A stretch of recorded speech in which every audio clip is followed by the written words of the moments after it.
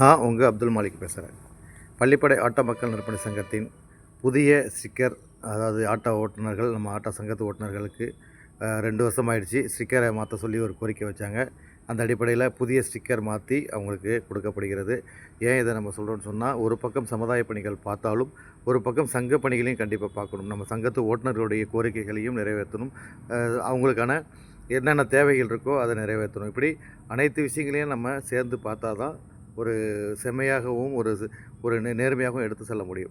சங்க உறுப்பினர்களுடைய மகிழ்ச்சியும் இருக்குது. சங்க உறுப்பினர்கள் எதை நம்பி வராங்களோ அந்த கோரிக்கைகளையும் நிறைவேற்றணும். அவங்க மனசு நிம்மதியாக இருக்கணும். அதுக்கு தான் அந்த ஆஃபீஸ் பழுது நீக்கி ஆஃபீஸ் சரி பண்ணி வைக்கப்பட்டிருக்கிறது. நம்மளோட ஆஃபீஸ் எப்போதுமே உங்களுக்கு பயன்பாட்டுக்கு இருக்கும். பொதுமக்களுடைய பயன்பாட்டுக்கும் சரி, நம்ம ஆட்டோ சங்கத்தின் பயன்பாட்டுக்கும் சரி, இதில் நன்மையான விஷயங்கள். இப்போ கூட நாங்கள் 3 மரக்கன்று வாங்கி வச்சுருக்கிறோம்.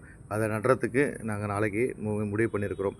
அதேபோல் சங்கத்தில் யாரெல்லாம் என்னென்ன கோரிக்கை வச்சுருக்காங்களோ அந்த கோரிக்கையெல்லாம் எழுதி வச்சுருக்கிறோம். பரிசீலனை பண்ணிக்கிட்டு இருக்கிறோம். அதேபோல் எங்கள் ஓட்டுநர்களான பிரச்சனைகளை, அவங்களுக்கான ஸ்டாண்டு பிரச்சனைகள், இப்படி என்னென்ன தேவைகள் இருக்கோ அதெல்லாம் ஆஃபீஸில் உட்காந்து நாங்கள் பார்த்துக்கிட்டு இருக்கிறோம். இப்போ ஏன் இதை நம்ம சொல்கிறோன்னு சொன்னால், சமுதாய பணிகள் மிக மிக முக்கியமானது. மற்றவர்களுக்கு உதவி செய்கிறது மிக மிக முக்கியமானது. அதைவிட சங்கத்து உறுப்பினர்கள் மகிழ்ச்சி ரொம்ப ரொம்ப முக்கியமானது. எங்கள் சங்கத்து உறுப்பினர்கள் மகிழ்ச்சியாக இருக்க இறைவனிடத்தில் பிரார்த்தனை செய்யுங்க.